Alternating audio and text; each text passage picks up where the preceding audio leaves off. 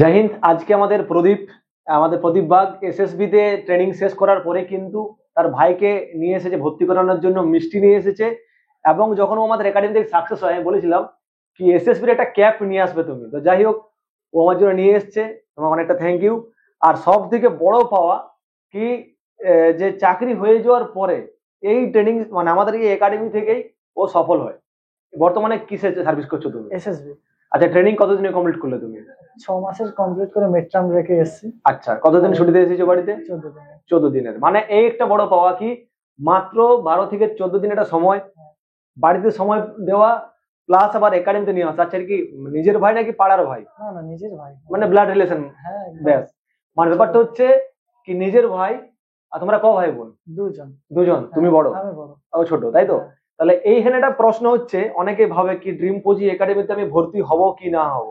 তো একবার চিন্তা করে দেখুন কি যে স্টুডেন্টস প্রদীপ আমাদের একাডেমি থেকে দীর্ঘ 1 বছর, তাই তো, হ্যাঁ, হ্যাঁ, 1 বছর পরিশ্রম করার পরে সফল হয়, এবং ও সফল হয়ে যাওয়ার পরে তার ভাইকে নিয়ে এসেছে ভর্তি করানোর জন্য। ও এখানে বোঝা প্রয়োজন কি একাডেমিটা আমাদের কি রকম, তাই তো?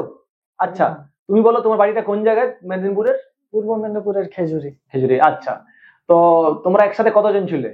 আমরা একসঙ্গে রুমে বলতে গেলে 4 জনই ছিলাম। 4 জন ছিলে। 4 জনে 3 জন পেয়ে গেছে। 3 জন পেয়ে, তারা কি এই মুহূর্তে কে কি কোন পোস্টে রয়েছে? একজন সিআইএসএফ, একজন সিআরপি, আর আচ্ছা। একজন আমি এসএসবি। এসএসবি তে আছো। হ্যাঁ। এসএসবি তো খুব দারুণ। ট্রেনিং কেমন হচ্ছে বলো?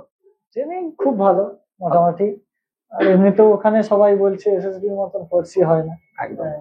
আচ্ছা, তো ভাইকে তুমি কি বলবে যে একাডেমিতে তো ভাইকে ভর্তি করাচ্ছ, তুমি তো সব নিয়ম জানো এখানে একাডেমিতে, যেখানে পানিশমেন্ট চলে, ভুল করলে মার চলে, তো সেগুলোতে তখন কি তুমি ভাইকে প্রশ্রয় দিবে কিনা? ভাই না, এরকম না, প্রশ্রয় দেওয়ার তো কিছু না। আমি জানি হচ্ছে এখানে যা করবে হচ্ছে ভালোর জন্যই ওর হচ্ছে করবে।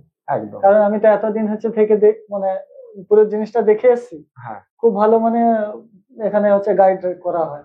এই জন্য তো আমি হচ্ছে এখানে ঘুরে ফিরে ওই আবার হচ্ছে আমি মানে আমার যেখান থেকে হচ্ছে সাকসেস হয় ওখানে হ্যাঁ। আবার আমার ভাইকে ভর্তি করি। তো প্রদীপ, একটা কথা বলি কি, অনেকেই ভাবে কি মেডিকেলে সমস্যা থাকে, আমার এটা ওটা নানান ধরনের সমস্যা। আমার হ্যাঁ। নিজের ছিল হচ্ছে, হ্যাঁ ওটা সমস্যা না, ব্যাপারটা হচ্ছে সমস্যা না, মানে ভয় ছিল। ভয় ছিল। এইরকম দাদাকে বলতাম যে এইরকম হ্যাঁ, সুনন্দা এইরকম হয়েছে, আমার এই সমস্যা আছে। তবুও দাদা বলতো এইরকম তুমি এক্সাম দাও, এত মানে নিজেকে সাহস জোগাতো একদম। সবসময় জন্য। সেখান থেকে আমি আবার মানে মেডিকেল ফিট হয়ে আবার ডাইরেক্ট ফিট হয়ে আমি হ্যাঁ, হয়ে গেছি। আজকে এসএসবি তে। তো ব্যাপারটা হচ্ছে যে অনেকেই বাড়িতে যখন গ্রামে থাকে আমাদের, অনেকে বন্ধু বান্ধব পাড়া প্রতিবেশী বলে যে ভাই তোর তো একটা মেডিকেল সমস্যা রয়েছে, তুই মেডিকেলে আনফিট হয়ে যেতে পারিস, যে হয়তো হবে না তোর, অন্য লাইনে চলে যাবি। তো ব্যাপার হচ্ছে ওকে শঙ্কর এখানে নিয়ে আছে, যে এই মুহূর্তে শঙ্কর ভাই আমাদের সিআরপি রয়েছে, ওর পারিবারিক কোনো প্রবলেমের জন্য আসতে পারেনি আর কি।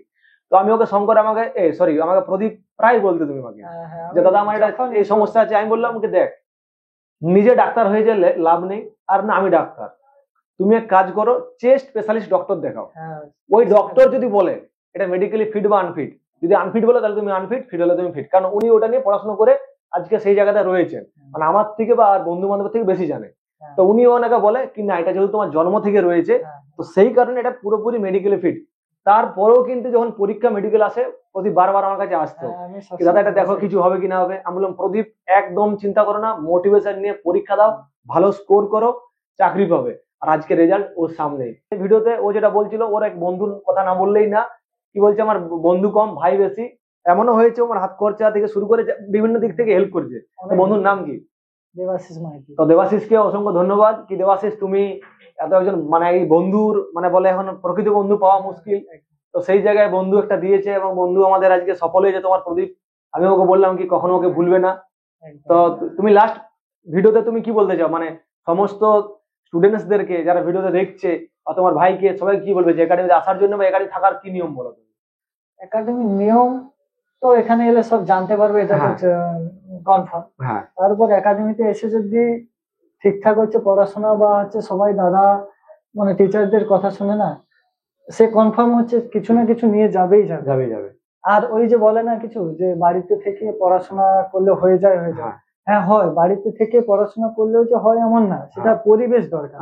কিন্তু আবার কিছু কিছু জায়গায়, এসব জায়গায় এসে না, যখন তুমি একসঙ্গে একটা ডিসকাস হবে না, মানে তুমি বাড়িতে থেকে যতটুকু করতে তার দ্বিগুণ হচ্ছে এখানে হচ্ছে আমি সেটা হচ্ছে করতে পারি, অর্জন করতে পারি। এই জন্য তো আমি বাড়িতে 2 বার দিয়েছি, 2 বারই কোনোবারই হয়নি। এখানে একবার আসাই এতে এতে হয়ে